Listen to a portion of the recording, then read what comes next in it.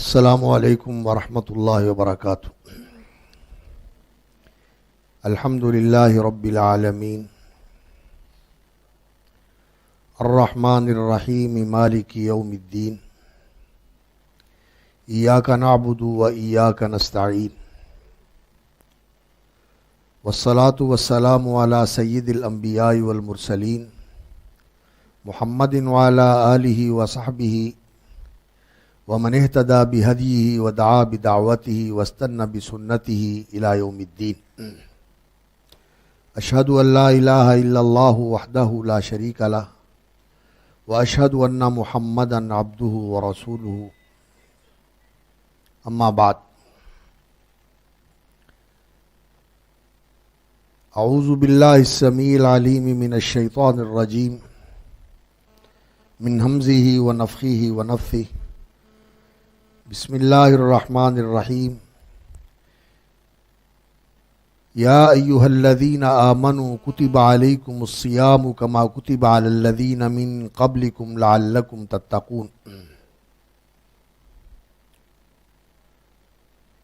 وقال عز من قائل شہر رمضان الذی انزل فیہ القرآن ھدی للناس وبینات من الھدی والفرقان فمن شہد منکم الشہر فلیصمہ ومن کان مریضا او علی سفر فعدۃ من ایام اخر یرید اللہ بکم اليسر ولا یرید بکم العسر ولتکملوا العدۃ ولتکبروا اللہ علی ما ھداکم ولعلکم تشکرون۔ وَإِذَا سَأَلَكَ عِبَادِي عَنِّي فَإِنِّي قَرِيبٌ أُجِيبُ دَعْوَةَ الدَّاعِ إِذَا دَعَانِ فَلْيَسْتَجِيبُوا لِي وَلْيُؤْمِنُوا بِي لَعَلَّهُمْ يَرْشُدُونَ۔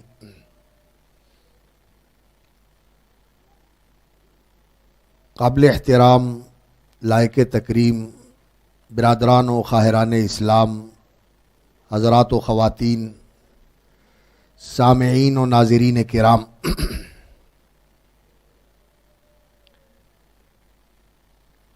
یہ زندگی اللہ کی بہت بڑی نعمت ہے،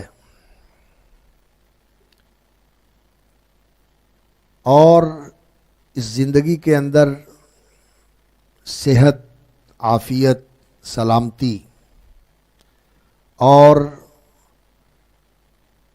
اللہ رب العزت نے جو مواقع مہیا فرمائے ہیں، یہ سب اللہ رب العزت کے انعامات اور احسانات ہوتے ہیں۔ انسان کو اپنی زندگی سے بھی فائدہ اٹھانا چاہیے، اپنے اوقات کو اور اپنی صحت کو، اپنی توانائیوں اور صلاحیتوں کو اس طرح استعمال کرنا چاہیے کہ وہ انسان کے دنیا اور آخرت کے فائدے کا ذریعہ بنے، اور اس میں انسان کو دونوں جہان کی سعادت، راحت، فوز و فلاح حاصل ہو۔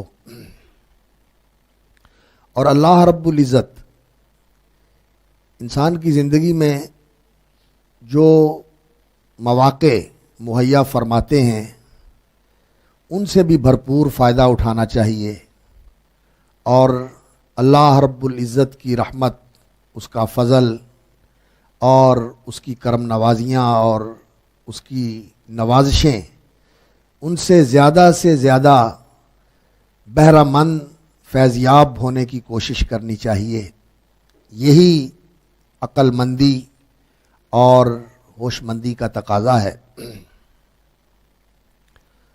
ہم اللہ کا شکر بجا لاتے ہیں کہ اللہ رب العزت نے ہماری زندگی میں مہلت لکھی، اور آج ہمیں شعبان کا مہینہ اللہ رب العزت نے نصیب فرمایا ہے، اور اس کے بعد ہم اللہ رب العزت سے دعا کرتے ہیں کہ اللہ تعالی ہمیں مزید مہلت عطا فرمائے، عافیت اور صحت، ایمان کی سلامتی کے ساتھ، کہ ہمیں رمضان کا نیکیوں کا موسم بہار بھی نصیب ہو، اور ہم اس سے بھی بھرپور فائدہ اٹھا سکیں، اور جو اللہ رب العزت نے اپنے بندوں کو نوازنے کے لیے اس میں مواقع رکھے ہیں، ان سے پوری طرح بہرہ مند ہونے کی توفیق اللہ تعالی ہمیں عطا فرمائے۔ شعبان رمضان سے پہلے کا مہینہ ہے، اور رمضان کے استقبال کے حوالے سے ہم بات کرنا چاہتے ہیں۔ تو رسول اکرم صلی اللہ علیہ وسلم رمضان کا استقبال کرتے تھے شعبان کے مہینے میں اپنے معمولات میں تبدیلی کر کے۔ تو شعبان کے مہینے سے ہی رمضان کے استقبال کی تیاری شروع ہو جاتی ہے۔ ایک مسلمان جو ہے وہ اس کے لیے کمر بستہ ہو جاتا ہے کہ میں نے رمضان میں بھرپور طریقے سے اللہ رب العزت کے نوازشات اور اس کے انعامات سے فیضیاب ہونا ہے، اور ان سے میں نے حصہ حاصل کرنا ہے۔ تو رسول اکرم صلی اللہ علیہ وسلم نے ایک بات تو رمضان سے پہلے والے مہینے شعبان کے متعلق بیان فرمائی کہ اس کا مقام اور مرتبہ کیا ہے، اور دوسرا آپ صلی اللہ علیہ وسلم کا جو طرز عمل تھا وہ ہمارے سامنے ہے کہ آپ اس شعبان کے مہینے میں اپنے معمولات میں کیا تبدیلی لے کے آتے تھے۔ تو جو ہمارے پاس احادیث صحیح رسول اکرم صلی اللہ علیہ وسلم کی سیرت طیبہ کا مستند ریکارڈ ہے، اس پر اگر ہم نظر ڈالتے ہیں اور اسے دیکھتے ہیں تو یہ بات ہمارے سامنے آتی ہے کہ رسول اکرم صلی اللہ علیہ وسلم نے فرمایا کہ رمضان سے پہلے اور رجب کے بعد یہ درمیان کا ایک مہینہ ہے جسے شعبان کہا جاتا ہے۔ لوگ عام طور پر اس سے غافل ہوتے ہیں، لوگوں کو اس کی قدر و منزلت کا اندازہ نہیں ہے۔ رجب کا مہینہ تو یہ تو سال کے ان محرم اور محترم مہینوں میں سے ایک ہے جن میں جنگ، لڑائی اور بالخصوص اللہ کی نافرمانی انسان کو نہیں کرنی چاہیے، اور یہ جو 4 حرمت والے، عظمت اور رفعت والے مہینے ہیں، ان میں سے ایک مہینہ یہ رجب ہے جو گزر چکا، اور عربوں کے ہاں ان حرمت والے مہینوں کی بڑی تعظیم کی جاتی تھی، اور وہ ان کے تقدس کو ملحوظ رکھتے تھے اور آپس میں لڑائی، جنگ اس سے پرہیز کرتے تھے۔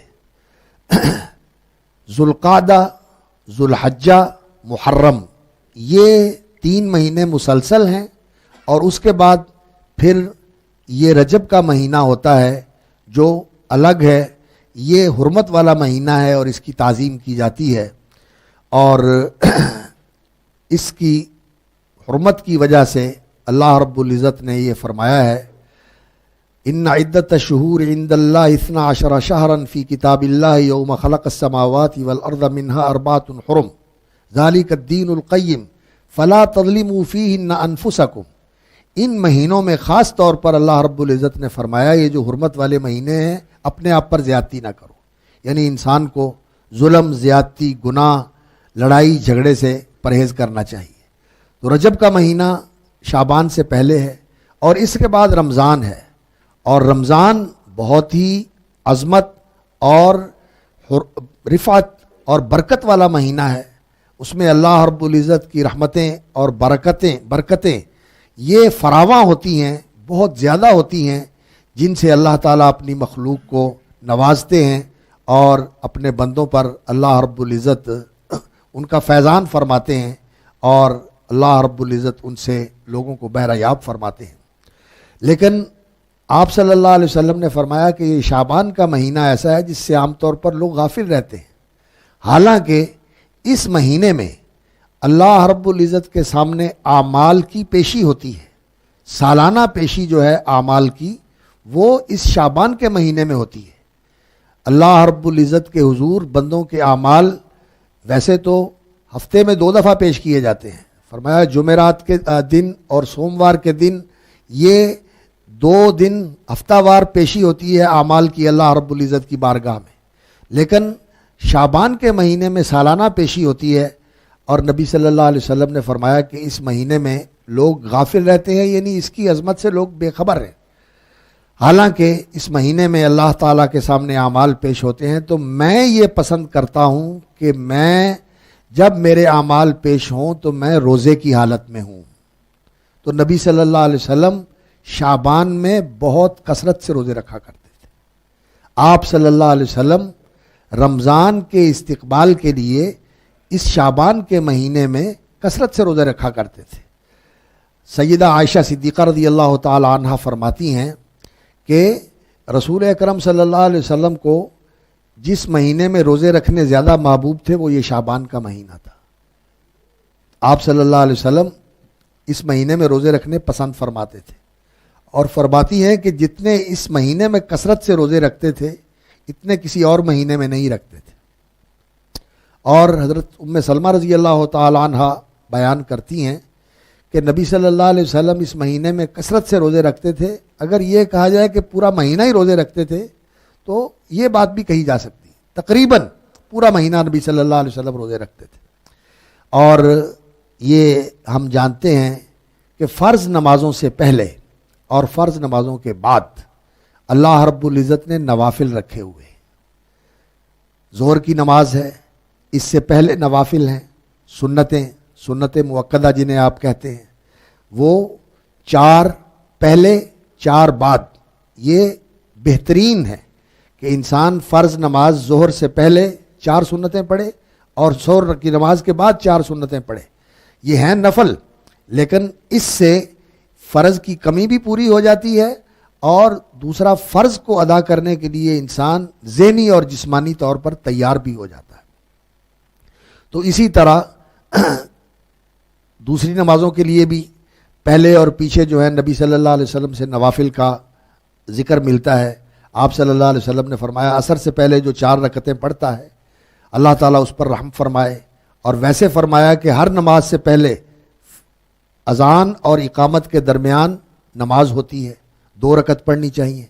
مغرب سے پہلے آپ صلی اللہ علیہ وسلم نے حکم فرمایا کہ 2 رکعت پڑھو، پھر فرمایا جس کی مرضی ہو پڑھے، اور بعد میں بھی 2 رکعت پڑھنی چاہیے۔ اسی طرح عشاء سے پہلے بھی 2 رکعت یا 4 رکعت کا ثبوت ملتا ہے، بعد میں بھی 2 رکعتیں ہیں، اور بھی نماز کے بعد نبی صلی اللہ علیہ وسلم سے ثبوت ملتا ہے کہ آپ نے نوافل پڑھے ہیں۔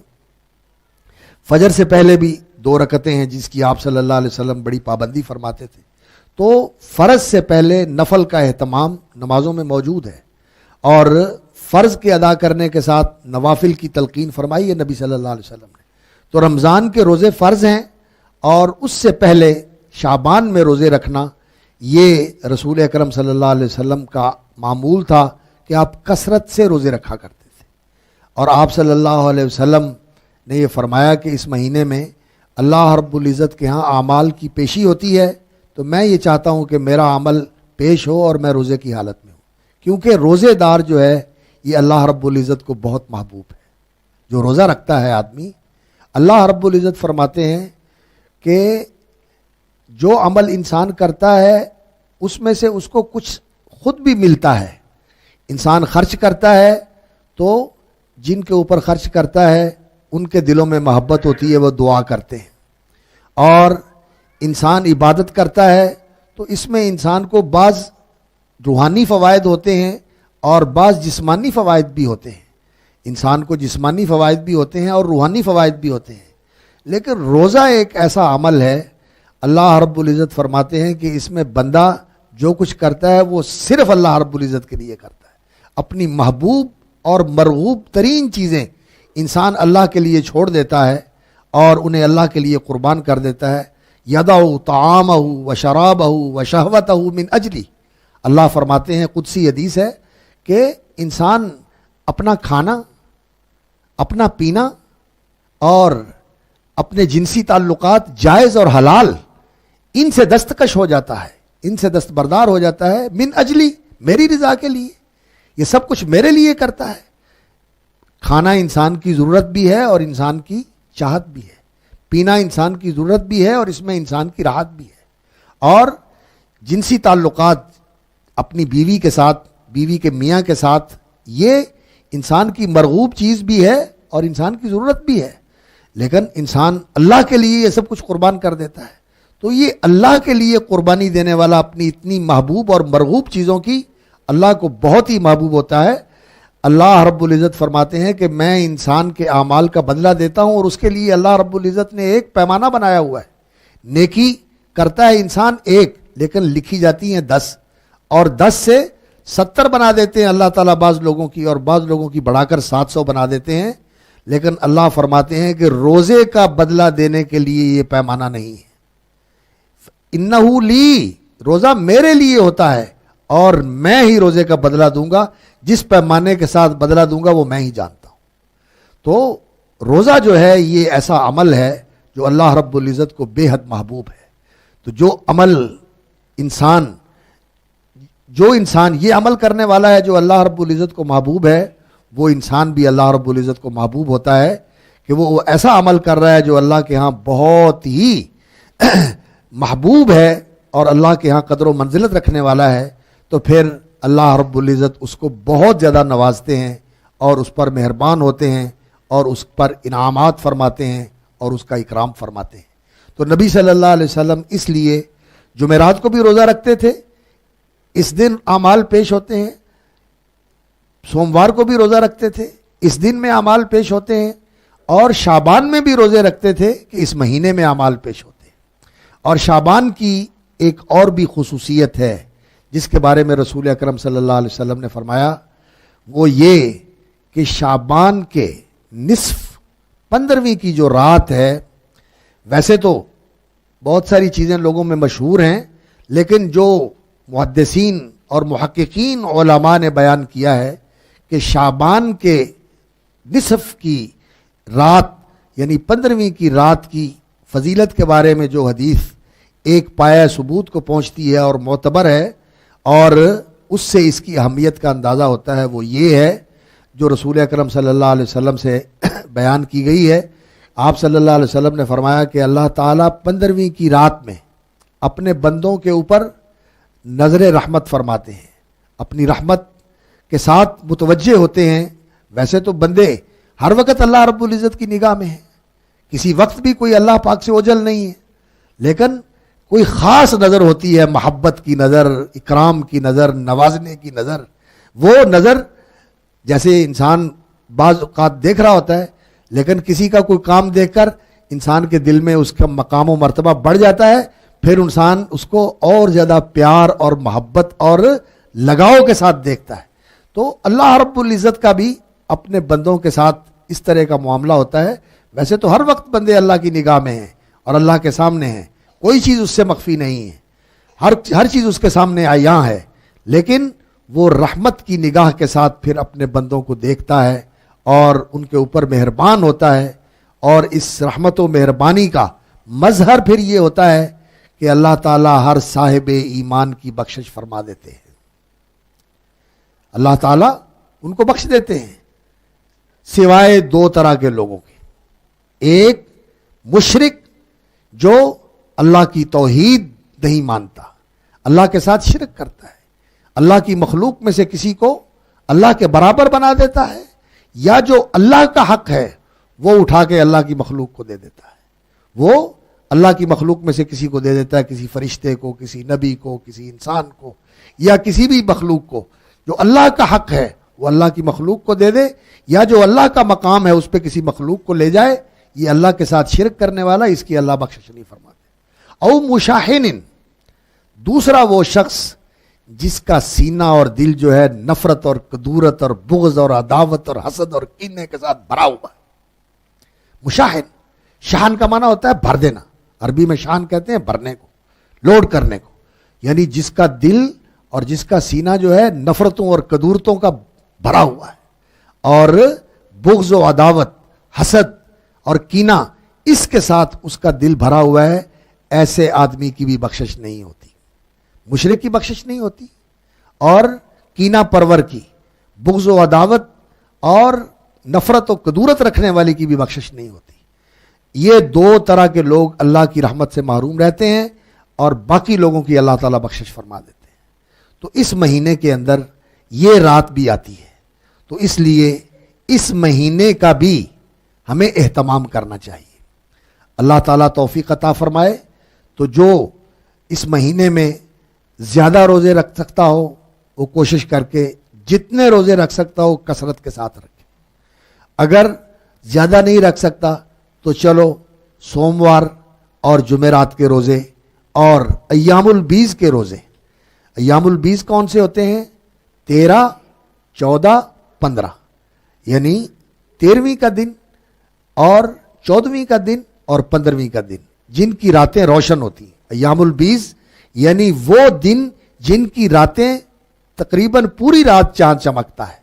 یہ 13 کی تاریخ، 13 تاریخ، 14 تاریخ اور 15 تاریخ اس کے روزے آدمی رکھ لے تو یہ اللہ رب العزت کی خاص مہربانی ہے کہ انسان ایک مہینے میں 3 دن کے روزے رکھ لے تو اللہ تعالیٰ اس کا پورا مہینہ ہی روزے شمار کر دیتے ہیں۔ ایک دن کا روزہ 10 دن کے برابر ہوتا ہے نا، تو 30 دن کا مہینہ ہوا تو 3 دن کا روزہ جو ہے پورے مہینے کے برابر ہو جاتا ہے۔ تو ان دنوں میں انسان روزے رکھنے کا اہتمام کرے اور اللہ تعالیٰ ہمت دے، توفیق عطا فرمائے تو کثرت کے ساتھ اس مہینے میں جتنے روزے رکھے جا سکتے ہیں وہ روزے رکھے، تاکہ جب رمضان آئے تو انسان کا جو روزے رکھنے کا قوت اور توانائی ہے اور جو اس کے اندر اس کی استعداد اور صلاحیت ہے وہ پختہ اور مضبوط ہو چکی ہو اور انسان آسانی کے ساتھ روزے رکھ سکے، پھر اس کے لیے مشکل نہ ہو، اس کے لیے کوئی پریشانی نہ ہو، وہ زیادہ بہتر طریقے سے رمضان کے روزے رکھ سکے۔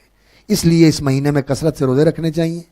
اور دوسرا، اس مہینے کی یہ جو رات ہوتی ہے، اس رات میں انسان کو ایسا ہونا چاہیے کہ وہ ان 2 کیٹاگریز میں سے کسی کے اندر نہ آتا ہو، بلکہ وہ صاحب ایمان ہو اور اللہ کی رحمت کا مستحق ہو اور ان لوگوں میں شامل ہو جائے اللہ رب العزت جن کی بخشش فرما دیتے ہیں۔ اور باقی اس سلسلے میں بہت ساری کمزور اور بے اصل روایات بھی لوگوں میں مشہور ہیں اور عام طور پر اخبارات میں، رسائل میں اور ٹی وی پروگراموں میں اور اسی طرح سوشل میڈیا کے اوپر بہت ساری چیزیں جو ہیں وہ پھیلائی جاتی ہیں کہ اس رات میں یہ کرنا چاہیے، اس رات میں یہ کرنا چاہیے، رات ساری جاگنا چاہیے اور دن بھر کا روزہ رکھنا چاہیے۔ صرف اس رات میں جاگنا اور صرف اس دن کا روزہ رکھنا، اس سلسلے میں جو روایت آتی ہے وہ بالکل صحیح نہیں ہے۔ رات میں جاگنا، یہ تو انسان کو کوشش کرنی چاہیے کہ ساری راتوں میں سے انسان کچھ نہ کچھ حصہ جو ہے وہ عبادت کے اندر صرف کرے۔ رات کے پہلے حصے میں، درمیانے حصے میں، پچھلے حصے میں، جہاں اللہ تعالیٰ توفیق عطا فرمائے انسان کو عبادت کرنی چاہیے۔ صرف 15ویں کی رات کا یا 27ویں کی رات کا یا کسی ایک مخصوص رات کا اہتمام کرنا یہ رسول اکرم صلی اللہ علیہ وسلم سے ثابت نہیں ہے۔ کیوں؟ اس لیے کہ زندگی تو ساری عبادت کے لیے ہے، ساری راتوں میں ہی انسان کو اللہ کی عبادت کرنی چاہیے۔ اور اللہ رب العزت تو اتنے کریم اور اتنے مہربان ہیں، اپنے بندوں کی کمزوریوں اور ان کی مجبوریوں کا لحاظ فرماتے ہیں۔ اگر انسان باقاعدگی کے ساتھ عشاء کی نماز باجماعت ادا کر لے اور فجر کی نماز باجماعت ادا کر لے تو اللہ رب العزت اس کی ساری رات کی عبادت لکھ دیتے ہیں، ساری رات کی عبادت لکھ دیتے ہیں۔ تو رات 15ویں کی رات میں خصوصی طور پر رات جاگ کر اہتمام کرنا، جاگنے کا اور دن کا روزہ رکھنا، اس کی بنیاد صحیح نہیں ہے۔ یہ روایت بالکل کمزور، بلکہ علماء نے لکھا ہے کہ یہ موضوع اور من گھڑت روایت ہے۔ اور یہ بات ذہن میں رہنی چاہیے ایک مسلمان کے کہ ہمارا دین جو ہے یہ دین سچا اور ثابت دین ہے اور اس کی بنیاد حقیقت کے اوپر ہے، کتاب اللہ اور سنت رسول اللہ کے اوپر ہے۔ کمزور واہیات اور بے بنیاد اور بے اصل چیزوں کے اوپر ہمارا دین قائم نہیں ہے۔ اس لیے اللہ کے ہاں جو دین ہے وہ خالص اور سچا دین قابل قبول ہے۔ الدین الحق اور الدین الخالص، یہ اللہ کے ہاں قابل قبول ہوتا ہے اور وہ دین اسلام ہے اور وہ دین ہے جو قرآن اور سنت میں یعنی سنت صحیحہ کے اندر بیان ہوا ہے۔ اس لیے صرف اس رات میں خاص طور پر اہتمام کر کے عبادت کرنا یہ تو ثابت نہیں ہے. باقی اس مہینے میں کثرت سے روزے رکھنا یا 13, 14, 15 کا روزہ رکھ لینا یہ ٹھیک ہے.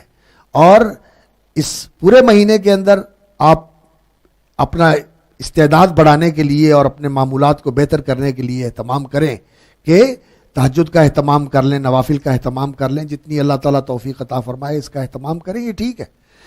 اور اصل جو چیز ہے وہ یہ ہے کہ انسان رمضان سے پہلے اپنے آپ کو تیار کر لے کہ میں رمضان کا پوری طرح مستعد ہو کر اور پوری رغبت کے ساتھ رمضان کو شروع کروں تاکہ رمضان سے بھرپور فائدہ اٹھا سکوں.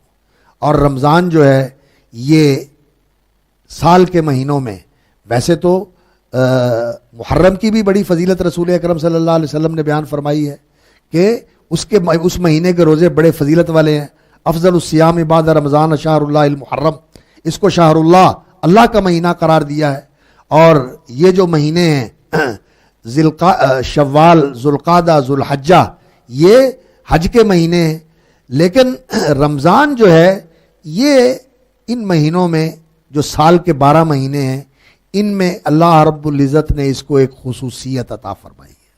وہ یہ مسند امام احمد میں صحیح حدیث ہے, رسول اکرم صلی اللہ علیہ وسلم نے فرمایا کہ یہ جو کتابیں ہیں اللہ رب العزت نے آسمان سے اتاری ہیں وہ اسی رمضان کے مہینے میں اتاری گئی.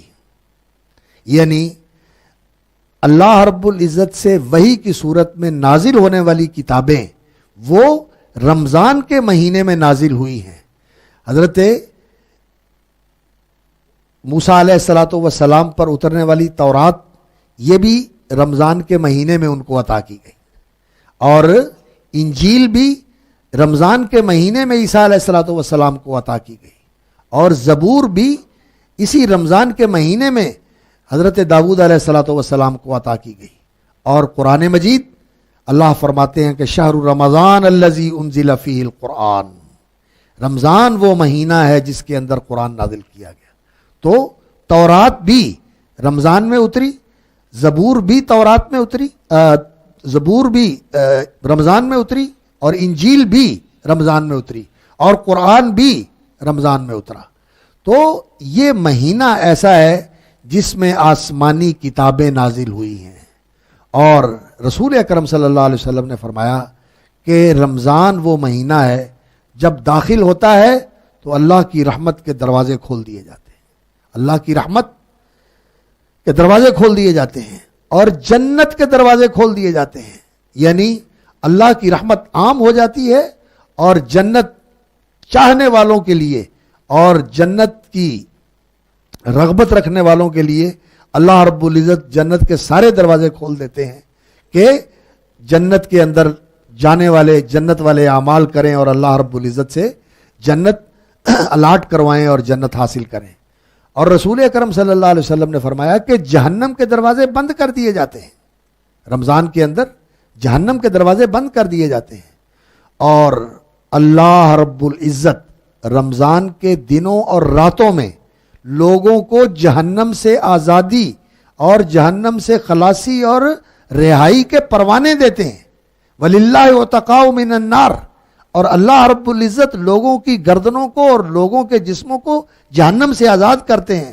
وَذَلِكَ فِي كُلِّ يَوْمٍ وَلَيْلَةٍ, یہ رمضان کے ہر دن اور ہر رات میں ایسا ہوتا ہے کہ اللہ رب العزت لوگوں کو جہنم سے رہائی اور آزادی عطا فرماتے ہیں کہ یہ جہنم میں نہیں جائیں گے. جہنم کے دروازے بھی بند کیے ہوئے ہیں, اور ان کو جہنم میں جانے سے بھی اللہ رب العزت محفوظ رکھیں گے, اور جنت کے دروازے اللہ رب العزت کھول دیتے ہیں. اور رسول اکرم صلی اللہ علیہ وسلم نے یہ فرمایا کہ اس مہینے کے اندر اللہ رب العزت یہ خصوصی انتظام فرماتے ہیں کہ جو سرکش شیاطین ہیں, جو بڑے بڑے شیاطین ہیں, انسانوں کو گمراہ کرنے والے, انہیں غلط کاموں کی طرف لے کے جانے والے, اور انہیں اللہ کی نافرمانی کے اوپر ابھارنے والے, اللہ تعالیٰ ان کو پابہ زنجیر کر دیتے ہیں, انہیں باندھ دیتے ہیں, انہیں جکڑ دیا جاتا ہے. اللہ رب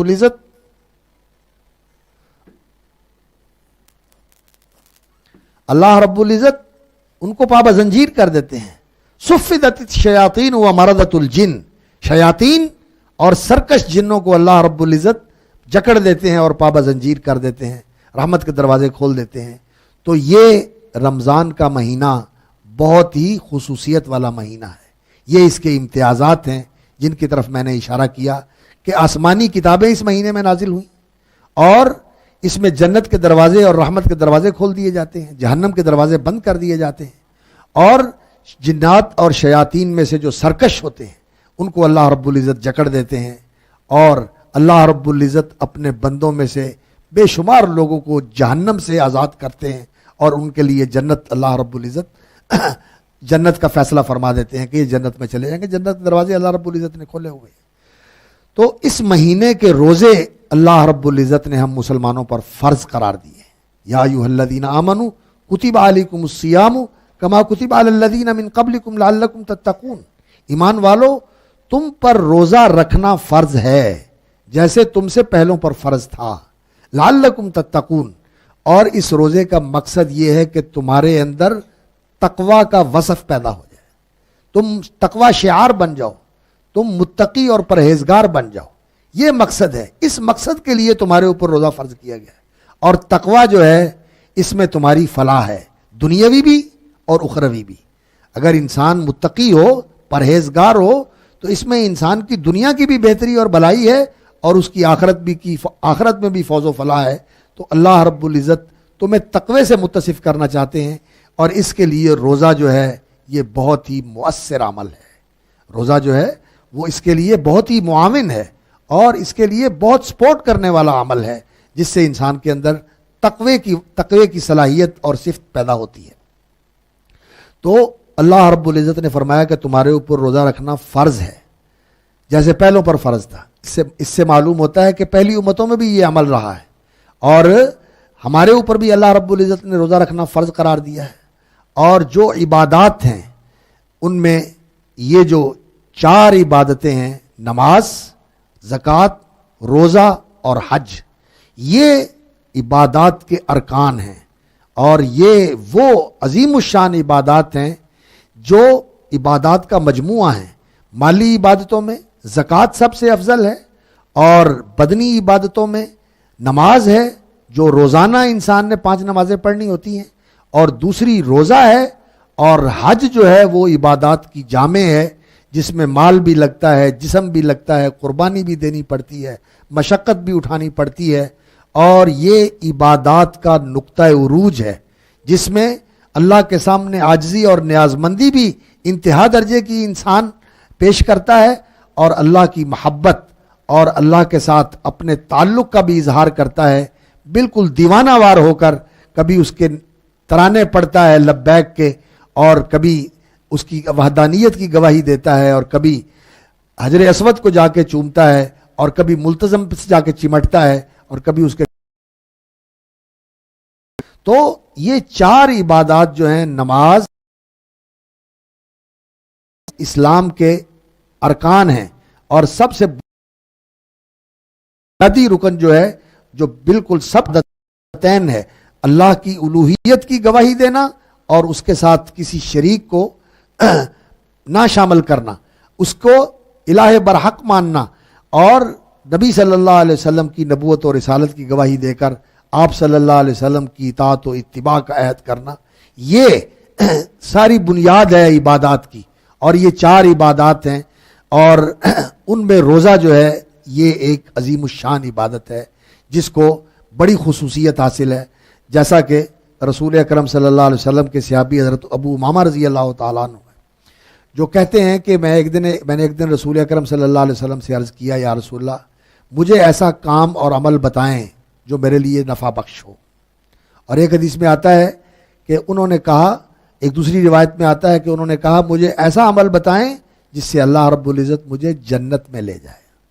تو رسول اکرم صلی اللہ علیہ وسلم نے فرمایا علیک بالصوم، آپ روزے کو لازم بنا لو، روزہ لازم کر لو اپنے لیے، فإنہ لا مثل لہ، روزے جیسا اور کوئی عمل نہیں، اللہ کو محبوب ترین عمل ہے، اور اس کے ساتھ انسان کے اندر تقوی پیدا ہوتا ہے، اور جنت اللہ رب العزت نے اعدت للمتقین، متقین کے لیے تیار کی ہوئی ہے، اور اللہ رب العزت کے جو محبوب ہیں اللہ ان کو اپنی رحمت کے گھر جنت میں رکھے گا۔ روزے کو لازم پکڑ لو۔ تو پھر یہ حضرات ایسے تھے کہ جب یہ کچھ بات سن لیتے تھے رسول اکرم صلی اللہ علیہ وسلم سے تو پھر یہ اس کی پابندی کرتے تھے. یہ ہمارے جیسے نہیں ہوتے تھے کہ جو سنا وہیں چھوڑ کے چلے گئے, نہیں, یہ پلے باندھتے تھے اور پھر اس پر عمل پیرا ہوتے تھے. تو کہتے ہیں کہ ان کے گھر میں پھر جب کبھی کوئی مہمان آتا تو تبھی دن میں کھانا پکتا تھا, وگرنہ سحری اور افطاری ہوتی تھی یہ اکثر روزے سے ہی ہوتے تھے. یہ لوگ اس کا اہتمام کرتے تھے. تو روزہ جو ہے یہ عبادات کے اندر بہت ہی عظیم الشان عمل ہے, اللہ کو بہت ہی محبوب ہے, اور انسان کا جو زندگی کا مقصد ہے کہ انسان اپنے آپ کو سنوارے, اپنے آپ کو نکھارے, اپنی روحانی صلاحیتوں کو بڑھائے. اور آپ ماشاءاللہ آج کل جو ہے انفارمیشن کا دور ہے اور لوگ بہت ساری معلومات رکھتے ہیں. انسان کی ذہنی صلاحیتیں اور اس کی جسمانی صلاحیتوں کو بھی بہتر بنانے کے لیے بھوکے رہنے اور تھوڑا کھانے اور سلیم رہنے کا بہت بڑا دخل ہے. انسان کا جتنا کھانا پینا زیادہ ہوتا ہے, جسم بھاری ہوتا ہے, وزن زیادہ ہوتا ہے, عقل بھی ڈل ہو جاتی ہے, ذہن بھی کند ہو جاتا ہے اور جسم بھی بیمار ہو جاتا ہے. اور وہ ایک روایت میں آتا ہے کہ روزے رکھنے سے تم صحت مند ہو جاؤ گے, اور بھوکا رہنے سے انسان کی سوچ اور انسان کی جو ذہنی صلاحیت ہے یہ بھی بہت بڑھ جاتی ہے. تو اس میں جسمانی فائدہ بھی ہے اور روحانی فائدہ تو ہے ہی کہ اس سے انسان کو اپنے آپ پر ضبط کرنا اور کنٹرول کرنا آتا ہے. صبر کی انسان کو تربیت ملتی ہے. اور صبر جو ہے وہ کس چیز کا نام ہے؟ صبر اس چیز کا نام ہے کہ ایک پسندیدہ چیز ہے آپ کے سامنے پڑی ہوئی ہے لیکن آپ اس کی طرف نہیں بڑھتے. پانی سامنے پڑا ہوا ہے, پیاس لگی ہوئی ہے, گرمی بھی ہے, لیکن روزہ رکھا ہوا ہے, پانی نہیں پیتے. کھانا پکا رہے ہیں, کھانے کی باس خوشبو آ رہی ہے اس کی, اور منہ سے پانی بھی نکل رہا ہے کہ بڑا شاندار کھانا بن رہا ہے, لیکن روزہ رکھا ہوا ہے, نہیں کھاتے. اور بعض اوقات ایسا ہوتا ہے کہ انسان کی بھوک کی وجہ سے طبیعت نڈھال ہو رہی ہوتی ہے, لیکن پھر بھی انسان اللہ سے ڈرتا ہے اور کھانا نہیں کھاتا. بعض اوقات ایسا ہوتا ہے کہ پانی منہ میں لے کے جاتا ہے کلی کرنے کے لیے, لیکن ایک قطرہ بھی حلق سے نیچے نہیں اتارتا اور اسے واپس اگل دیتا ہے. تو یہ چیز جو انسان کی تربیت ہے, یہ انسان کو جو مشق کروائی جا رہی ہے, اسے ٹریننگ دی جا رہی ہے, یہ اس کے اندر وہ تقوی کا وصف پیدا کر دیتی ہے کہ اللہ رب العزت کی نافرمانی نہیں کرنی. اب کس کو پتہ چلتا ہے کہ لوگوں کے ساتھ سحری کھائی, لوگوں کے ساتھ افطاری کی, درمیان میں آپ نے توڑ لیا روزہ, کسی کو پتہ چلے گا؟ نہیں. یہ آپ کے اور اللہ کے درمیان راز ہے. اس لیے یہ چیز جو ہے یہ انسان کی تربیت کرتی ہے, روحانی تربیت کرنے والی ہے. اور کھانے کی خواہش, پینے کی خواہش, یہی ہے جو انسان کی سب سے بڑی خواہش ہے, جس کے لیے انسان سارے حلال و حرام کی تمیز چھوڑ کر کہتا ہے جی پیٹ بھرنا چاہیے اور انسان کے حلق میں پانی اترنا چاہیے کہ انسان کی زندگی برقرار رہے. لیکن یہ چیز بتاتی ہے کہ جب اللہ کے لیے تم نے حلال چھوڑ دیا ہے تو تمہیں اس کے لیے حرام بھی چھوڑ دینا چاہیے. یہ روزہ انسان کو اس روزے کے لیے تیار کرتا ہے جو محرمات اور منہیات سے انسان نے اس زندگی میں رکھنا ہوتا ہے, کہ جتنی اللہ رب العزت کی حرام کردہ چیزیں ہیں انسان ان سے روزہ رکھ لے, روک لے. صوم کا معنی عربی میں ہوتا ہے روکنا, امساک, اپنے آپ کو روک لینا. تو انسان اپنے آپ کو روکے اللہ کی محرمات سے, منہیات سے, گناہوں سے, اور جو چیزیں بھی اسلام کے اندر ممنوع ہیں ان سے اپنے آپ کو بچا کے رکھے, روک کے رکھے. اور دوسرا انسان کا جو جذبہ ہے وہ انسان کا جنسی جذبہ ہے, مردوں میں بھی عورتوں میں بھی. یہ بڑا منہ زور جذبہ ہے, یہ انسان کو بے لگام کر دیتا ہے. یہ انسان اس کے ہاتھوں بے قابو ہو جاتا ہے اور بے بس ہو جاتا ہے. لیکن یہ ایسا عمل ہے جو اس کی بھی تربیت کرتا ہے اور انسان کو کنٹرول کرنا سکھاتا ہے کہ جائز اور حلال موقع ہے, جگہ ہے, لیکن میاں بیوی ایک دوسرے سے الگ رہتے ہیں, ایک جگہ رہتے ہوئے ایک دوسرے سے الگ رہتے ہیں اور اپنے آپ کو کنٹرول کرتے ہیں, ضبط کرتے ہیں. ضبط نفس اور سیلف کنٹرول اور اپنے آپ کو مضبوط رکھنا, یہ چیز ایسی ہے جو انسان کو گناہ سے بچاتی ہے اور نیکی کے اوپر لگاتی ہے. یہ انسان کا بے صبرا ہونا اور انسان کا اس طرح کا ہونا کہ کمزور ہے, جو چیز دیکھی پسند کی اس کے پیچھے لپک گیا اور اس کے پیچھے چل نکلا, یہ انسان کی مضبوطی نہیں ہے, یہ کمزوری ہے اس کی. مضبوط اور قوی انسان وہ ہوتا ہے, المومن القوی وہ ہوتا ہے جو اس چیز کی طرف جائے جس کی شریعت نے اجازت دی ہے اور جس میں اس کا دنیاوی اور اخروی فائدہ ہے اس کی طرف جائے، اور جس چیز میں دنیا کا نقصان ہے یا آخرت کا نقصان ہے اور سب سے بڑھ کر اللہ کی نافرمانی ہے، دین کی مخالفت ہے، رسول اکرم صلی اللہ علیہ وسلم کی مخالفت ہے، اس چیز کی طرف نہ جائے۔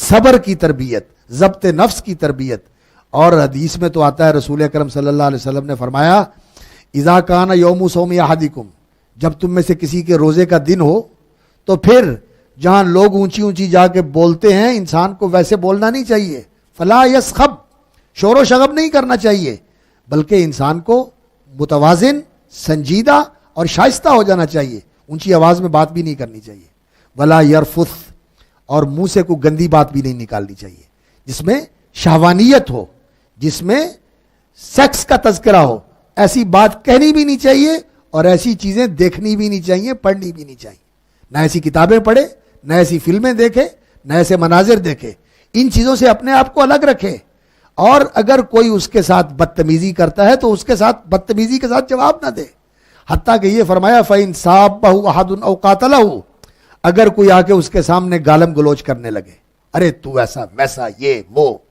اور کوئی آ کے اس کے گلے ہی پڑ جائے تو وہ اس کو کہے میاں میں نے تو روزہ رکھا ہوا ہے اس لیے میں نہ تمہیں جواب دوں گا نہ میں تیرے ساتھ الجھوں، اتنا ضبط نفس سکھاتا ہے روزہ انسان کو۔ اور آج اس ضبط نفس کے فقدان نے ہمیں یہ کیا ہوا ہے کہ سڑکوں کے اوپر، گلیوں کے اندر، گھروں کے اندر ہر جگہ الجھاؤ ہی الجھاؤ ہے، ہر جگہ الجھاؤ ہے۔ کیا ہے؟ لوگوں میں تحمل نہیں ہے، لوگوں میں برداشت نہیں ہے، لوگوں میں برداشت نہیں ہے، اور لوگوں کے اندر ٹالرنس نہیں ہے، تحمل نہیں ہے، یہ نہیں ہے کہ ہم ایک چیز کو برداشت کر سکیں۔ روزہ جو ہے یہ انسان کے اندر وصف پیدا کرتا ہے، تو اللہ رب العزت نے تقوی کے لیے کہ ہمیں تقوی اختیار کرنا آ جائے، اس روزے کے عمل کو ہمارے لیے لازم قرار دیا ہے کہ 1 مہینہ مسلسل روزے رکھو، مسلسل روزے رکھو، اور پہلے شعبان کے روزے مستحب ہیں جتنے زیادہ رکھ سکو، اور شوال کے 6 روزے مستحب ہیں کہ رمضان کے بعد شوال کے 6 روزے رکھ لو تاکہ پہلے بھی نوافل ہوں بعد میں بھی نوافل ہوں، اور جو رمضان کے اندر کمی رہ گئی ہے اس کی تلافی ہو جائے اور اس کا تدارک ہو سکے۔ تو رمضان میں اللہ رب العزت نے روزے فرض قرار دیے ہیں، اور 2-3 چیزیں ہیں جس کا خصوصی اہتمام رمضان میں کرنا چاہیے۔ ایک تو قرآن مجید رمضان میں نازل ہوا ہے، اس لیے قرآن مجید کا پڑھنا اور سمجھنا اس کا خصوصی اہتمام کرے رمضان میں۔ حضرت امام مالک رحمۃ اللہ علیہ ان کا یہ عمل تھا کہ وہ فقہ بھی پڑھاتے تھے، حدیث بھی پڑھاتے تھے، مسجد نبوی میں ریاض الجنہ میں بیٹھ کر درس دیا کرتے تھے منبر رسول کے پاس صلی اللہ علیہ وسلم۔ تو جب رمضان آ جاتا تو کہتے اب بھائی سارے کام بند، درس حدیث بھی بند، درس فقہ بھی بند، اب صرف قرآن کی تلاوت ہوگی، اب صرف قرآن پڑھا جائے۔ کیوں؟ رسول اکرم صلی اللہ علیہ وسلم ویسے تو سارا سال قرآن پڑھتے تھے، لیکن رمضان میں خاص طور پر جبریل امین کے ساتھ قرآن کا دور کرتے تھے، مدارسہ کرتے تھے، مراجعہ کرتے تھے، ان سے سنتے تھے اور ان کو سناتے تھے۔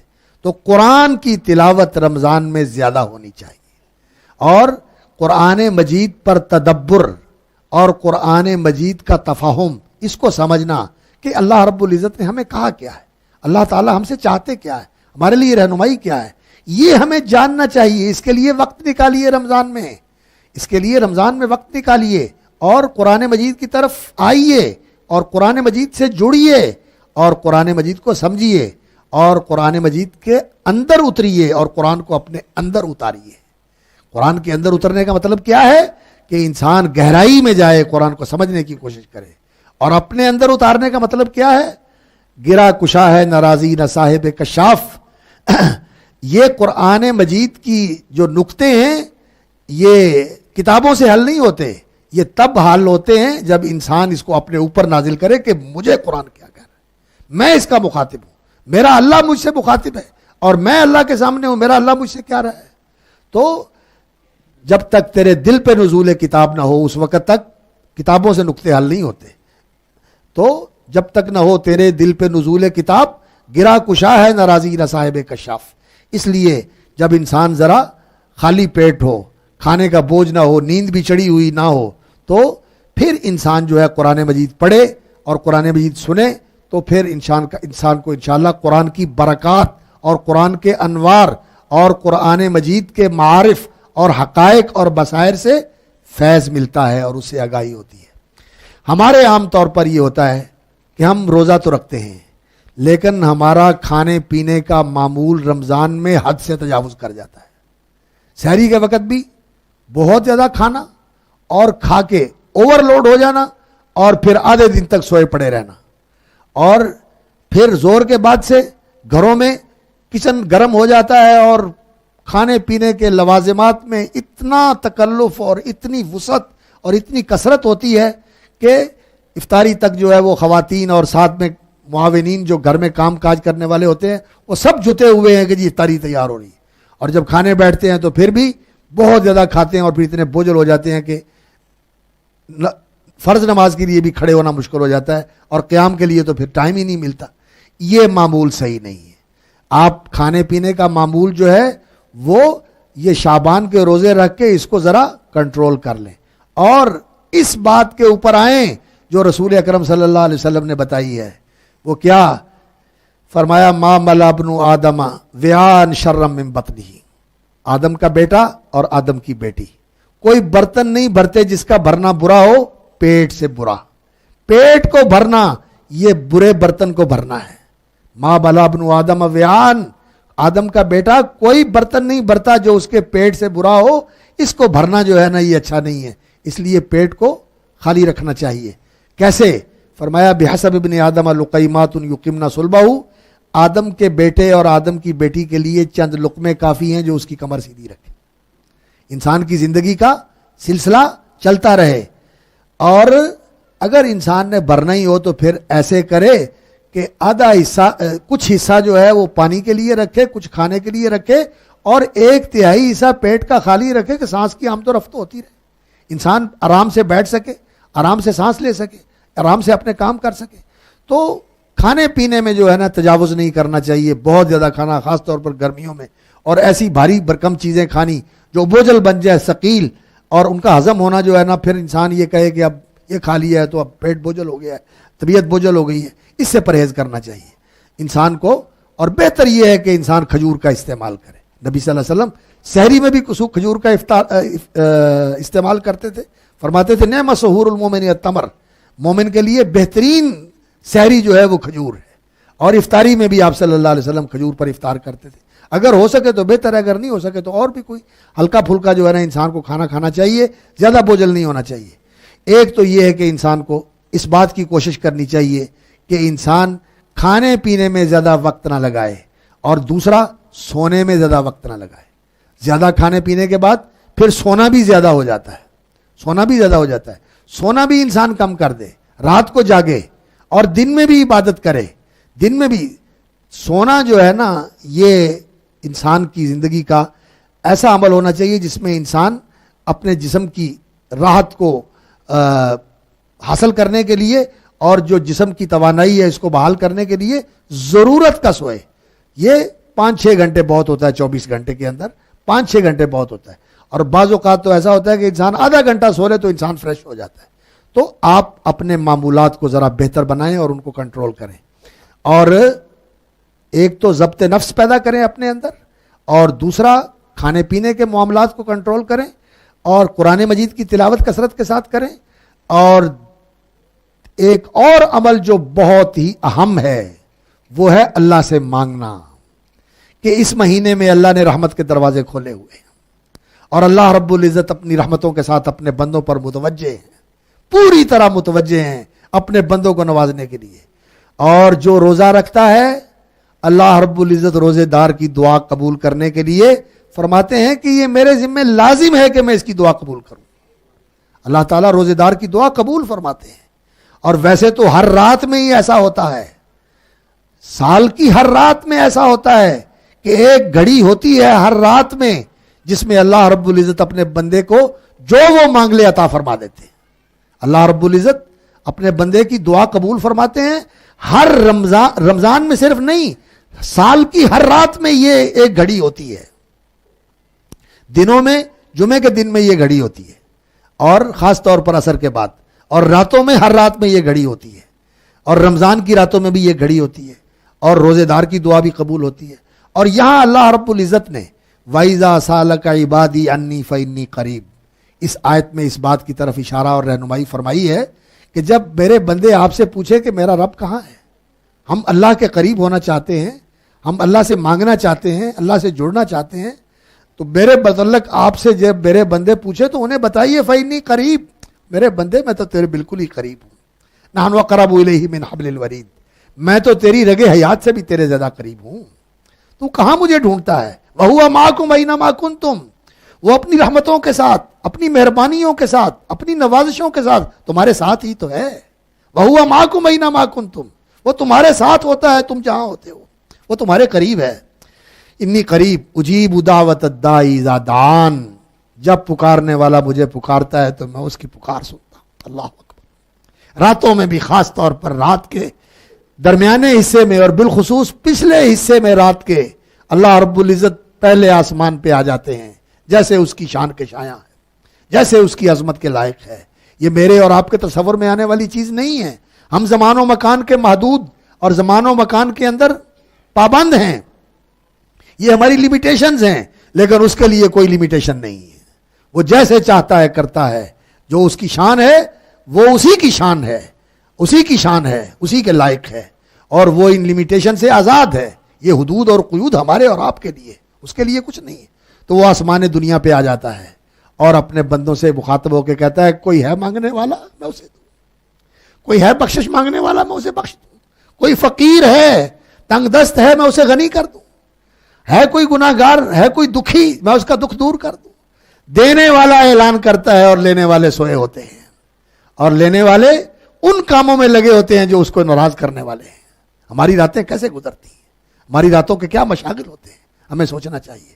اور بالخصوص رمضان میں تو انسان کو، جب کہ اللہ کے فرشتے اعلان کرتے ہیں، ہم نہیں سنتے، لیکن اللہ کے رسول نے بتا دیا، اللہ کے فرشتے اعلان کرتے ہیں یا باغی الخیر اقبل، اللہ نے جہنم کے دروازے بند کیے ہوئے ہیں، رحمتوں کے دروازے کھولے ہوئے ہیں، جنت کے دروازے کھولے ہوئے ہیں۔ اللہ رب العزت کے فرشتے اعلان کر رہے ہیں یا باغی الخیر اقبل، اے خیر اور بلائی اور نیکی اور اچھائی کے طلبگار آ، اللہ نے نیکیوں کا موسم بہار تجھے نصیب فرما دیا۔ دامن بھر لے، جو سمیٹنا چاہتا ہے سمیٹ لے، جو لینا چاہتا ہے لے لے، اللہ دینے کے لیے تمہیں بلا رہے ہیں، اللہ سے لے لے۔ وَيَا بَاغِيَ الشَّرِّ اقصر، اور اے برائی کے طلبگار اب تو باز آ جا۔ اللہ نے تو شیطانوں کو بھی جکڑا ہوا ہے، اللہ رب العزت نے تو سرکش شیطانوں کو پابا زنجیر کیا ہوا ہے، اور تو اب بھی شیطان بنا ہوا ہے۔ یہ تیرے اندر کا شیطان جو نفس ہے، یہ تمہیں گمراہی کی طرف لے کے جا رہا ہے، غلطی کی طرف اور برائی کی طرف لے کے جا رہا ہے، نافرمانی اور معصیت کی طرف لے کے جا رہا ہے، گناہوں اور جرائم کی طرف لے کے جا رہا ہے۔ انسان کو اس مہینے کے اندر اپنے آپ پر کنٹرول کر لینا چاہیے، دعا میں وقت صرف کرنا چاہیے۔ راتوں کو دعائیں قبول ہوتی ہیں، روزے دار کی دعا قبول ہوتی ہے۔ مانگیے اللہ رب العزت سے اپنے لیے، اپنے مسلمان بھائیوں کے لیے، بہنوں کے لیے، عزیز و اقارب کے لیے، امت مسلمہ کے لیے، اپنے وطن عزیز کے لیے مانگیے۔ یہ مانگنے کے دن ہے، اس کا دعا کا اہتمام کیجیے رمضان کے مہینے میں۔ اور اس کے ساتھ جو شب قدر ہے، اس مہینے کے اندر جو راتیں ہیں آخری عشرے کی طاق راتیں، ان میں سے ایک رات لیلۃ القدر ہوتی ہے۔ یہ ایک رات 1000 مہینے سے بہتر ہے۔ لیلۃ القدر خیر من الف شہر۔ اللہ اکبر۔ ان راتوں میں خصوصاً قیام کرنا چاہیے۔ جو اس رات میں محروم رہا، کچھ نہ لے سکا، بخشش کا سامان نہ کر سکا، وہ بہت ہی محروم اور بہت ہی کم نصیب ہے، بہت ہی کم نصیب ہے وہ جو ان راتوں سے اللہ تعالیٰ اتنا نوازنا چاہیں اور وہ کچھ نہ کر سکے۔ تو رمضان کی راتوں میں قیام کیجیے، اگرچہ فرض نہیں ہے، نفل ہے، لیکن اس کا ثواب بہت ہے۔ جو رمضان کے روزے رکھتا ہے ایمان و یقین کے ساتھ، اجر و ثواب کی امید کے ساتھ، اللہ تعالیٰ اس کے بھی گناہ معاف کر دیتے ہیں۔ اور جو رمضان کی راتوں میں قیام کرتا ہے ایمان و یقین کے ساتھ، اجر و ثواب کی امید کے ساتھ، اللہ تعالیٰ اس کے بھی گناہ معاف فرما دیتے ہیں۔ جو لیلۃ القدر میں قیام کرتا ہے، جس کو لیلۃ القدر نصیب ہو جاتی ہے، اس کو بھی اللہ رب العزت اس کے بھی گناہ معاف فرما دیتے ہیں۔ تو رمضان کی راتوں میں قیام کرنا چاہیے، اور آخری عشرے میں قیام کا زیادہ اہتمام کرنا چاہیے۔ نبی صلی اللہ علیہ وسلم جب آخری عشرہ شروع ہو جاتا تو آپ صلی اللہ علیہ وسلم احیا لیلہ و ایقظ اہلہ، ساری رات جاگتے اور گھر والوں کو بھی جگاتے، اللہ سے مانگتے، اللہ کے سامنے جھکتے۔ ام المومنین سیدہ عائشہ صدیقہ رضی اللہ تعالیٰ عنہ نے عرض کیا اگر مجھے لیلۃ القدر نصیب ہو جائے تو میں کیا مانگوں؟ فرمایا اللہ سے مانگو اللہم انک عفو تحب العفو فاعف عنی، اے اللہ آپ بہت معاف کرنے والے ہیں اور معاف کرنے کو پسند کرتے ہیں، سزا دینے کو پسند نہیں کرتے، معاف کرنے کو پسند کرتے ہیں، تو اللہ مجھے معاف فرما دے۔ اور عفو کا معنی کیا ہوتا ہے؟ گناہوں کو مٹا دینا، ختم کر دینا، ان کے آثار ختم کر دینا۔ تو یہ اللہ سے دعا مانگیں اور دنیا اور آخرت کی بھلائی مانگیں، اور خاص طور پر جو مانگنے کی چیز ہے ان دنوں میں، اللہ سے جہنم سے آزادی اور جہنم سے محفوظ ہونے کا سوال کریں کہ یا اللہ جہنم سے پناہ دے دے، جہنم سے بچا لے اور جنت عطا فرما دے۔ اللہ سے جنت مانگیں اور جہنم سے پناہ مانگیں۔ اور رمضان کے مہینے میں نبی صلی اللہ علیہ وسلم کا اعتکاف کرنا یہ بھی آپ کی سنت تھی، یہ بھی آپ صلی اللہ علیہ وسلم کیا کرتے تھے۔ اور اعتکاف کا معنی یہ نہیں ہوتا کہ مسجد میں بیٹھ کے باتیں کرتے رہو، یا مسجد میں جا کے کھانے پینے میں لگے رہو، یا مسجد میں جا کے سوتے رہو۔ ہمارے اعتکاف ایسے ہی ہوتا ہے کہ مسجد میں آگے سوئے پڑے ہوئے ہیں، یا کھانے پینے میں لگے ہوئے ہیں، یا باتیں کرنے میں لگے ہوئے ہیں۔ نہیں، اعتکاف تو اس لیے ہوتا ہے کہ سب سے کٹ کے اللہ سے جڑ جاؤ، وَتَبَتَّلْ إِلَيْهِ تَبْتِيلًا، ہر ایک سے کٹ کے اللہ کی طرف جڑ جاؤ، اللہ کے ساتھ لگاؤ، اللہ کے ساتھ لگن لگا لو، اللہ کے ساتھ تعلق جوڑ لو۔ اور یہاں یہ سوال پیدا ہوتا ہے کہ خواتین کے لیے گھروں میں اعتکاف کرنا ہے یا مسجد میں؟ اعتکاف تو مسجد میں ہی ہوتا ہے، اور اگر کسی مسجد میں اس کا انتظام ہوتا ہے تو خواتین وہاں اعتکاف کر سکتی ہیں، لیکن گھروں میں اعتکاف نہیں ہوتا، اعتکاف مسجد میں ہی ہوتا ہے۔ تو خواتین کے لیے بھی اگر انتظام کر دیا جائے، وہاں تحفظ بھی ہو اور اس کا پورا اہتمام بھی ہو، تو خواتین بھی مسجد میں اعتکاف کر سکتی ہیں۔ رسول اکرم صلی اللہ علیہ وسلم کی مسجد نبوی میں خواتین بھی اعتکاف کیا کرتی تھی، تو اعتکاف خواتین بھی کر سکتی ہیں، لیکن اس کے لیے یہ ضروری ہے گھر والوں کی اجازت بھی ہو، اس کا میاں اجازت بھی تو دے رہے، یہ بھی ضروری ہے۔ میاں کی اجازت کے بغیر آدمی کہے کہ میں نے اعتکاف کرنا ہے، وہ کہ اللہ کی بندی تو نے گھر میں رہنا ہے، میرے گھر کا کام چلانا ہے کہ تو نے جا کے اعتکاف کرنا ہے؟ اعتکاف نفل ہے اور یہ فرض ہے، اس کا زیادہ خیال کرنا چاہیے، گھر تو برباد نہیں ہونا چاہیے، لیکن اگر انتظام ہو سکتا ہے تو ٹھیک ہے، اعتکاف کر لیں۔ تو اعتکاف بھی اس مہینے میں کرنا چاہیے، دعا بھی کثرت سے کرنی چاہیے، تلاوت بھی زیادہ کرنی چاہیے۔ اور ایک آخری بات تو ہے کہ رسول اکرم صلی اللہ علیہ وسلم ویسے تو بہت ہی فیاض، سخی، اور آپ صلی اللہ علیہ وسلم کی داد و دہش بے انتہا تھی، جو آیا جو مانگا آپ نے دے دیا، لا نہ کبھی کسی کو کہی نہیں، جس نے جو مانگ لیا دے دیا۔ اگر کسی نے نبی صلی اللہ علیہ وسلم نے کوئی کپڑا پہنا ہوا ہے نا، اس نے وہ بھی مانگ لیا، آپ نے وہ بھی اتار کے دے دیا صلی اللہ علیہ وسلم، کبھی کسی کو نہ نہیں کی۔ لیکن رمضان میں تو حضرت عبداللہ ابن عباس رضی اللہ تعالیٰ عنہ کہتے ہیں کہ نبی صلی اللہ علیہ وسلم کی داد و دہش اور آپ کی دین کا اور آپ کی عطا کا یہ حال ہوتا تھا جیسے آندھی چل رہی ہے، جیسے اندھیری چل رہی ہے، آندھی چل رہی ہے، اس طرح نبی صلی اللہ علیہ وسلم خرچ کرتے تھے، بہت خرچ کرتے تھے، بہت خرچ کرتے تھے۔ تو یہ کام ہے رمضان میں کرنے کے، اور ان چیزوں کے لیے یہ جو کرنے کے کام ہیں ابھی سے ذہنی طور پر بھی تیار ہوں، اور اللہ سے توفیق بھی مانگیں، اور اللہ رب العزت سے صحت بھی مانگیں اور مہلت بھی مانگیں، یا اللہ مہلت بھی دے دے، یا اللہ صحت بھی دے دے، ہمت اور توفیق بھی عطا فرما دے۔ لا حول ولا قوت الا باللہ، اللہ کی توفیق کے بغیر، اللہ کی مدد کے بغیر، اس کی خاص اعانت کے بغیر انسان کچھ بھی نہیں ہے، نہ برائی سے بچ سکتا ہے نہ نیکی کر سکتا ہے۔ تو اللہ تعالیٰ سے ہم دعا بھی کرتے ہیں کہ اللہ تعالیٰ ہماری زندگی میں مہلت لکھے، صحت کے ساتھ، ایمان کی سلامتی کے ساتھ، کہ رمضان تک پہنچ جائیں۔ رمضان سے پہلے والے مہینے کا بھی ہم اس طرح اہتمام کریں جس طرح نبی صلی اللہ علیہ وسلم کرتے تھے، اور رمضان میں وہ کام کرنے کی توفیق عطا فرمائے جو اس مہینے میں کرنے والے ہیں، جو اللہ کو محبوب ہیں اور نبی صلی اللہ علیہ وسلم نے ان کی رہنمائی فرمائی ہے، تعلیم دی ہے، ان کا اہتمام کرنا چاہیے۔ اور اللہ کرے کہ ہمیں یہ رمضان جو ہے ایسے نصیب ہو کہ ہماری زندگی کے سارے گناہ معاف ہو جائیں، ایسے انسان ہو جائے کہ اس کے سارے گناہ معاف ہو چکے ہوں، اور ایسی تربیت اس رمضان میں ہم حاصل کر لیں کہ زندگی بھر کا روزہ رکھ لیں۔ حافظ ابن قیم رحمۃ اللہ علیہ کا ایک شعر میرے ذہن میں آ گیا، وہ فرماتے ہیں اللہ کے بندے، اے اللہ کی بندی، سم یومک الادنا لعلک فی غد، اللہ اکبر، اے اللہ کے بندے یہ 4 دن کی زندگی ہے، یہ تھوڑے عرصے کا وقت ہے، اس تھوڑے وقت میں नाफरमानियों से, मुहर्रमात से और मनहियात से रोज़ा रख ले, रोज़ा रख ले इनमें। वसुम यौमकल अदना लअल्लका फी गदिन तफूज़ु बियौमिल फित्री वन्नासु सुवमु, कल तेरी ईद होगी और लोगों के रोज़े होंगे। जब अल्लाह के सामने जाएगा, रोज़ेदार के दो खुशी के वक़्त होते हैं, एक तो रोज़ाना इफ्तारी के वक़्त खुशी होती है और एक महीने के अख्ताम पर ईद की खुशी होती है। ये खुशियाँ होती हैं। और फरमाया एक खुशी उसको तब मिलेगी जब वो अल्लाह के सामने जाएगा और अल्लाह उसे नवाजेगा। और उसने ज़िंदगी अगर रोज़े में गुजारी है, मुहर्रमात से और मनहियात से बचकर उसने ज़िंदगी बसर की है, तो फिर तो उसकी ईद होगी। क्या ईद होगी, इंसान इसका उस ईद सईद का यहाँ तसव्वुर नहीं कर सकता। अल्लाह ताला हम सबको, नाज़रीन और सामेईन और हाज़रीन और मुझ गुनाहगार को अल्लाह ताला वो ईद भी नसीब करे और ये औकात भी अल्लाह ताला हमारे मुबारक बनाए। सुबहान रब्बिका रब्बिल इज़्ज़ति अम्मा यसिफून व सलामुन अलल मुरसलीन वल्हम्दुलिल्लाहि रब्बिल आलमीन।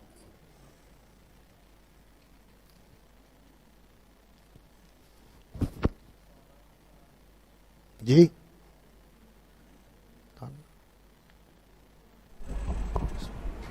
अस्सलामु अलैकुम रहमतुल्लाहि व बरकातुहू। किसी को कोई सवालात वगैरह हों तो हमने सवाल करने की नशिस्त ये रखी हुई है, तो आप अपने सवालात कर सकते हैं इंशाअल्लाह शेख साहब से। ख़वातीन जो हैं वो लिख कर भेज सकती हैं या फिर वैसे माइक देते हैं उनको और वो सवाल कर सकती हैं वैसे। अच्छा जी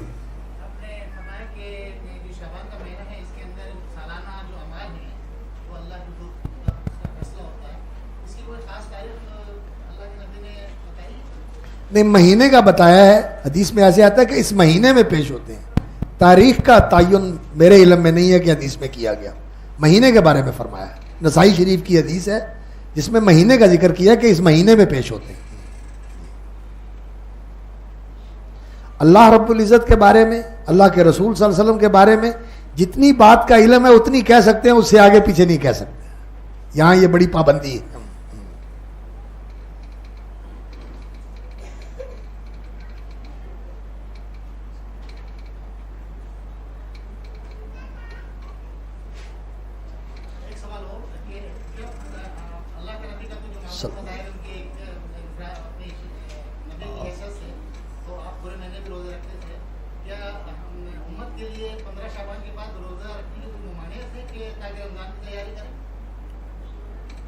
यानी रमज़ान की तैयारी करें इफ्तार करके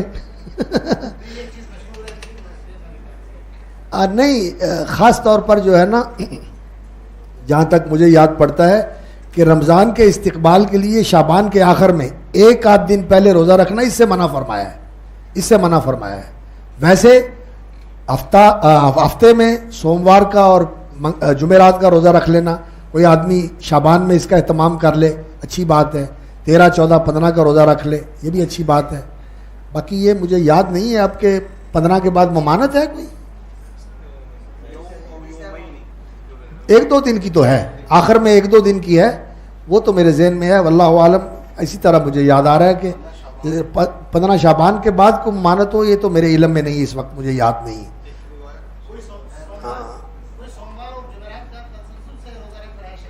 जी हाँ, जो उसका मामूल है उस मामूल में अगर आखिर में आ जाए कि रमज़ान से पहले जुमेरात आ गई या रमज़ान से पहले जो है सोमवार आ गया, मंगल को रमज़ान शुरू हो रहा है, तो वो अपने मामूल का रोज़ा रख सकता है, वो रख सकता है आप।